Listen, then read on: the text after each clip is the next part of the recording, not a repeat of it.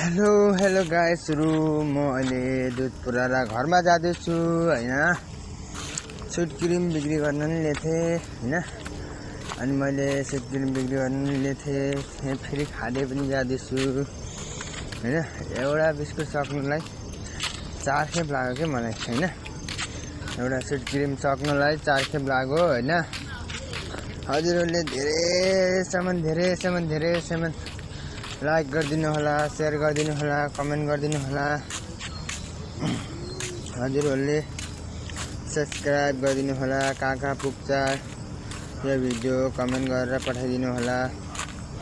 अब जस्तो जानिछु त्यस्तै भिडियो बनाइरहेको छु हैन। मैले जति गरे नि हुँदैन के गर्ने, लाइक सब्स्क्राइबको लागि, कमेन्टको लागि हैन। राम्रो गर्नुहुन्छ, कमेन्टहरु सब्स्क्राइबहरु गरिदिनुहुन्छ हजुरहरुले भनेर म अघि बढिरहेको छु हजुरहरुको लागि। हजुरहरुले सहयोग सपोर्ट गर्नु होला, कमेन्ट गर्नुहोस्, मिठा लाइक गरिदिनु होला, शेयर गरिदिनुहोस् सबैजनाले। साथीभाइहरु एकलाई शेयर गरिदिनुहोस्, एकलाई शेयर गरिदिनुहोस्। सबैजनाले धेरै साथीसम्म पुर्याइदिनु होला।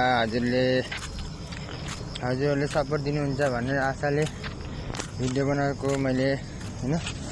हजुरहरुले अवश्य सपोर्ट दिनुहुन्छ, त्यसको लागि राधे चाहन्छु म।